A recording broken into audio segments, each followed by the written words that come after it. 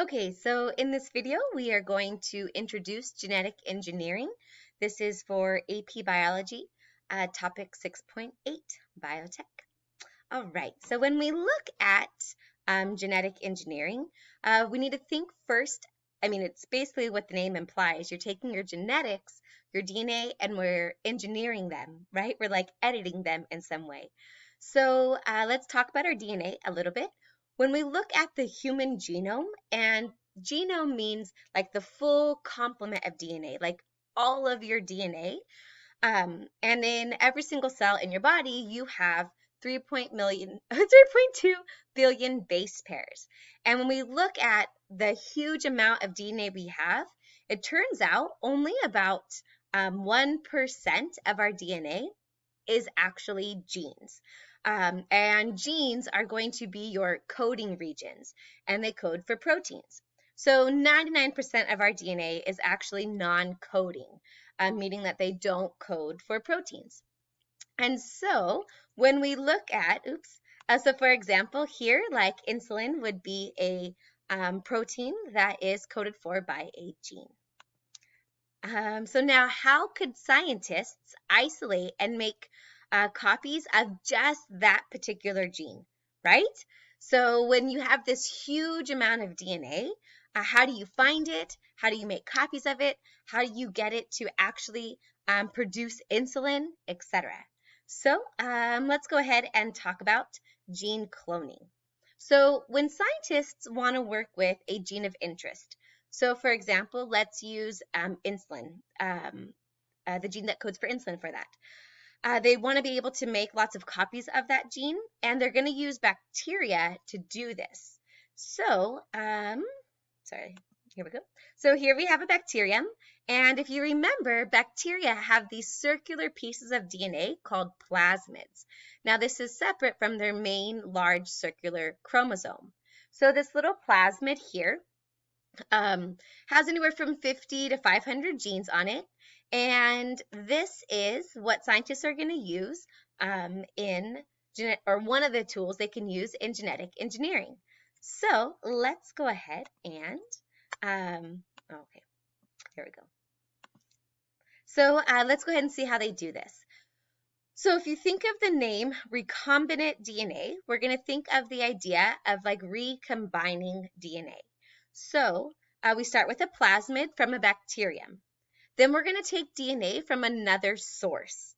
That source could be a human, could be a pig, could be a tree, whatever. So when you take DNA from two separate sources and you combine them together, that is how we form recombinant DNA. So how do we join two pieces of DNA together though, right? So here we have the plasmid, and even though it's in a circle, it is still a double helix. It is still made of complementary base pairing rules. A goes with T, C goes with G. Now, if it were human DNA though, from like our linear chromosome, you would not find it in a circle. So how can we possibly join these two sections of DNA together? Well, we have, not we, but scientists have discovered these enzymes, and they actually discovered them in bacteria, and these enzymes are called restriction enzymes. And restriction enzymes will actually cut DNA at a specific sequence. So if we take the restriction enzyme called EcoR1, its name is called ECO because it was discovered in E. coli. So ECO R1, it was the first restriction enzyme, R1. So EcoR1 restriction enzyme always cuts DNA at this sequence. So there's a restriction site, and the enzyme, EcoR1, will actually cut the DNA and break the bonds. So between the G and the A, the phosphodiester bond was broken, and then the hydrogen bonds between base pairs was disrupted, and then between the G and the A again, the phosphodiester bond was broken. So every time EcoR1 comes across this segment, it cuts it. And so that segment is called a restriction site. So it doesn't matter the source of DNA. The DNA could come from a plasmid, it could come from a human, it could come from a dog, a fish, a tree, a mushroom. It doesn't matter. Anytime EcoR1 comes in contact with this restriction site, GAATTC, it's going to get cut. So if we mix some human DNA with EcoR1 and the plasmid with EcoR1, we can see here there's a restriction site that EcoR1 will cut the plasmid at that area and I guess open the plasmid. And so now when we think about, here's a question for you. How is a restriction site related to an enzyme? Now, a question though becomes, this is like a little side note, where did restriction enzymes evolve, right? It actually goes back to the lytic cycle where like when the bacteriophage virus infects a bacterium, the bacteria will actually have restriction enzymes to chop up and break down that virus DNA trying to protect itself. So you can kind of think of restriction enzymes as kind of like the immune system for a bacterium, which I don't think scientists classify it that way, but that's kind of how it works. So it's kind of a way for them to protect themselves against viral DNA. So now when we look at this plasmid and this human DNA and we think to ourselves, how can we join them together? Well, we notice right here that AATT would base pair with this TTAA, right? So these like edges of the fragment are actually called sticky ends. So this AATT is a sticky end. This TAAAG or whatever is a sticky end. And same thing over here. You have sticky ends and you can think of them like Velcro, right? With these sticky ends, they will actually base pair together based on base pairing rules. And that is how you can join two sources or two different sources of DNA together if you cut them with the same restriction enzyme, creating complementary sticky ends that will base pair together, forming a recombinant plasmid or recombinant DNA, which is DNA made from two separate sources. Okay, so first, let's now go over the steps of making recombinant DNA. You're going to cut the DNA with your gene of interest with the restriction enzyme. Then you're going to cut the plasmid with the same exact restriction enzyme so that your sticky ends match.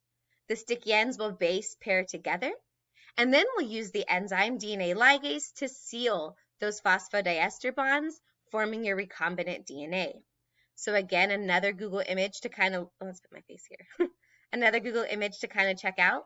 So here you take the DNA out of the cell, a plasmid out of a bacterium, cut them with the same restriction enzyme, and then hopefully they base pair together based on their complementary sticky ends, forming recombinant DNA. And then if you're using this plasmid in plasmid base transformation, then you would hope that that bacterium takes up the plasmid, and then you have your bacteria here makes the protein that we want, hopefully, with transcription and translation. So why would we do this though, right? Like why would we make recombinant plasmids? Well, the hopes are that a bacteria will take up that plasmid and become transformed. So if you remember our video on prokaryotes and their genetic variation, when a bacterium takes up DNA from its environment, that's called transformation. So the hopes are we would like to transform bacteria by having them take up the plasmid from their environment, and now the bacteria will hopefully do protein synthesis, transcription, and translation. So now this RNA polymerase in the bacterium can transcribe and make RNA, and then from that RNA, the ribosome will do translation, producing the protein. Now, there is something to be mindful of, is that in humans or in eukaryotes, we have introns and exons, and we go through RNA processing. But in prokaryotes, they don't do RNA processing. So in order to make a recombinant plasmid that can actually express a human gene, you may want to put in the DNA sequence that's made of just the sections that code for exons. So that's something to be mindful of. Okay, so now there are different kinds of restriction enzymes though. EcoR1 is the one we've talked about that cuts at GAA-TTC, but there's HIND3 that has its own restriction site, and BAM-H1 that also has its own restriction site. So there are different restriction enzymes, but their purposes are all the same. But you wouldn't cut like human DNA with EcoR1 and the plasmid with BAM-H1 because then their sticky ends won't match. And then you won't be able to form recombinant DNA. So if you want to make recombinant DNA, make sure to use the same restriction enzyme. It's kind of like craft scissors, right? Like they each have their own pattern. And so if you were to cut two pieces of construction paper with separate or different restriction enzymes, these wouldn't they wouldn't match up. They wouldn't work. Okay. So now when we think about this, so we can make recombinant plasmids.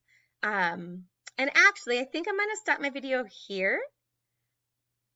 So it's less like tiresome watching, and then I'll make a separate video on plasmid-based transformation, like how we could actually use these recombinant plasmids in biotechnology. Okay, good job.